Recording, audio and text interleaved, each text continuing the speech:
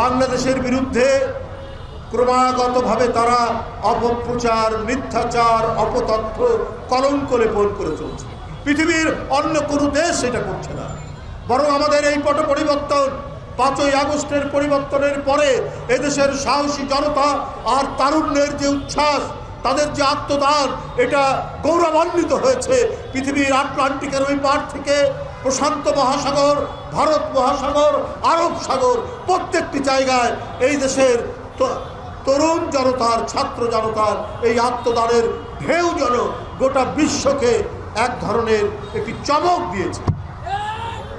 অথচ পার্শ্ববর্তী দেশ তারা অপতথ্য দিয়ে যাচ্ছে। বাংলাদেশে নাকি সংখ্যালঘুদের উপর অত্যাচার হচ্ছে। কোথায় অত্যাচার হচ্ছে ভাই? অত্যাচার তো করছে না আপনারা। দিল্লির জুম্মার নামাজ আদায়ের সময় পুলিশ গিয়ে মুসল্লিদেরকে আঘাত করছে, লাথি মারছে। সংখ্যালঘু নিপীড়ন তো হয় ভারতে, সংখ্যালঘুদের উপর উৎপীড়ন হয়তো আমাদের এই পার্শ্ববর্তী দেশে। 400 বছরের সম্রাট বাবর যে মসজিদ নির্মাণ করেছিলেন, সেই মসজিদকে ভেঙে চুড়ে তারা সেখানে মন্দির নির্মাণ করেছে। তো সংখ্যালঘুদের উপর যত অত্যাচার, অবিচার, অনাচার, ওইটা তো হয় ওই দেশে, বাংলাদেশে হয় না। বাংলাদেশে হিন্দু, মুসলমান, খ্রিস্টান হাতে হাত ধরে ঘোরাফেরা করে। একই বাজারে বাজার করি, একই হাটে যাই, একই হাটে লাউ, কুমড়া, আলু, শশা আমরা কিনি, মাছ, তরি তরকারি কিনি। এই ঐতিহ্য আমাদের পুরনো। অথচ আমাদের সেই মহান ঐতিহ্যকে কলঙ্কিত করার জন্য ভারত থেকে বারবার আমাদের বিরুদ্ধে অপতথ্য দেওয়া হচ্ছে, আমাদের বিরুদ্ধে কলঙ্ক লেপন করা হচ্ছে। আচ্ছা, সেটা কেন? সেইটাতে ওরা খাওয়াতে পারলো না। এইটা প্রচার দিয়ে কোনো লাভ হয়নি দেখছে। এখন কাঁটাতারের বেড়া দিচ্ছে। কাঁটাতারের বেড়া আপনারা যে দেবেন, বাংলাদেশের বিজেপির সাথে কি আলাপ করেছেন? কোথায় কিভাবে কি হবে? আরে আপনারা যা দেখেন, যা করেন, সেটা করেন তো আধিপত্যবাদী চিন্তা চেতনা থেকে, ওই মানসিকতা থেকে আপনারা করেন। আপনারা নিজেদের বড় দেশ, অনেক লোক সংখ্যা, এই অহংকার নিয়ে আপনারা কাজ করেন। কিন্তু আপনারা যখন দেখেছেন যে লালমনিরহাট, কুড়িগ্রাম, পাটগ্রামে কাঁটাতারের বেড়া দিতে গিয়ে আমাদের বিজিবি যখন প্রতিরোধ করতে গেছে, তার পিছনে শত শত হাজার হাজার বাংলাদেশিরা তাদের সাথে তাদের কাঁধ মিলিয়ে প্রতিরোধ করেছে। সুতরাং আপনারা দাঁড়িপাল্লা দিয়ে মাপবেন। বাংলাদেশের মানুষের দেশপ্রেম, বাংলাদেশের মানুষের জাতীয়তাবাদী চেতনা, বাংলাদেশের মানুষের স্বাধীনতা, সার্বভৌমত্ব রক্ষা করার অঙ্গীকার, এইটা অনেক বেশি শক্তিশালী। ওইটা আপনার ভারতে কত অস্ত্র আছে, সেনাবাহিনী কত বড়, ওইটা দিয়ে মাপলে আপনি পারবেন না। বন্ধুরা আমার, আপনারা কেন এটা করছেন? আপনারা এত অস্থির কেন? আপনারা বাংলাদেশের বিষয়ে আপনারা কেন যেন এলোমেলো কথা বলছেন? কারণ আপনারা কোনোভাবেই শেখ হাসিনার পতন কামনা করেননি। কারণ আপনাদের স্বার্থ শেখ হাসিনা দেখতো, বাংলাদেশের স্বার্থ দেখতো না। কারণ শেখ হাসিনা জানে ও নির্বাচন দিলে, অবাধ সুষ্ঠু নির্বাচন দিলে শেখ হাসিনা কোনোদিন জিতবে না। তাই সে সবসময় দিল্লির একটা শেল্টার চেয়েছে, দিল্লির একটা আশ্রয় চেয়েছে। এই কারণে তারা যা চেয়েছে, উনি নিজের মুখেই বলেছে, আপনাদের মনে আছে না? নিজের মুখে বলেছে, ভারতকে আমি যা দিয়েছি ওরা মনে রাখবে। তো আপনি কি দিয়েছেন যে ভারত মনে রাখবে? তাতে কি আপনি আমাদের স্বাধীনতা বিক্রি করেছেন না সার্বভৌমত্ব বিক্রি করেছে? এইটা আপনি বলেননি। কিন্তু এখন আমরা টের পাচ্ছি যে আপনি অনেক কিছুই তাদের কাছে বিক্রি করেছেন। এই কারণেই আজকে ভারতের নীতি নির্ধারকরা, কিছু রাজনৈতিক দল অত্যন্ত অস্থির হয়ে গেছে শেখ হাসিনার জন্য। বন্ধুরা আমার, আমি দীর্ঘায়িত করতে চাই না। আপনার শেখ হাসিনার কীর্তি বর্ণনা করলে সারাদিন লাগবে। কোন সেক্টরে বলবো? চিকিৎসা সেক্টর, শিক্ষা সেক্টর, অর্থনৈতিক সেক্টর, মানে উনি এবং উনার 14 পুরুষ পরবর্তী প্রজন্ম যাতে সুখে শান্তিতে প্রাসাদের মধ্যে ঝাড়বাতির আলোয় বসবাস করতে পারে, এই কারণে শেখ হাসিনার, তার বোনের নাম কি, শেখ রেহানা, তার ছেলে মেয়েদের জন্য তিনি কয়েকশো বছরের একেবারে প্রস্তুতি করে দিয়ে গেছে।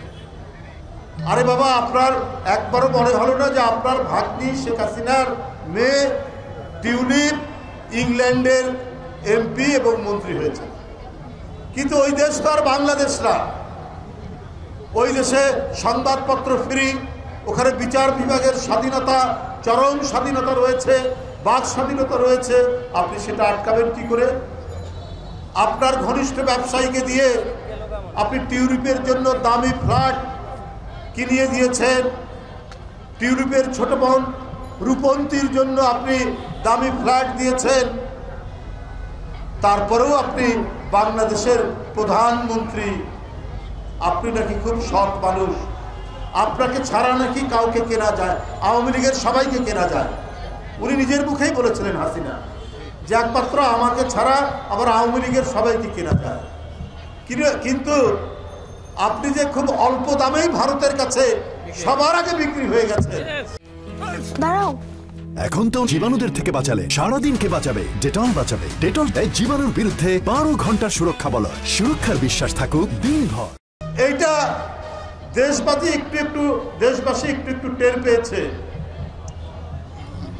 কিন্তু এখন সম্পূর্ণরূপে টের পেয়েছে যে কিভাবে আপনি নিজেকে বিক্রি করেছেন, আর গোটা দেশকে বিক্রি করে আপনার ভাগ্নির জন্য, আপনার ভাগ্নের জন্য, আপনার ছেলে সাজিব অজেদ জয়ের জন্য, আপনার মেয়ে সাইমা অজেদ পুতুলের জন্য আপনি যে সাদ্দাদের বেহেশত তৈরি করে দিয়ে গেছেন, এইটাও তো এখন গণমাধ্যমে প্রচার হচ্ছে, এটাও তো আমরা জানতে পারছি।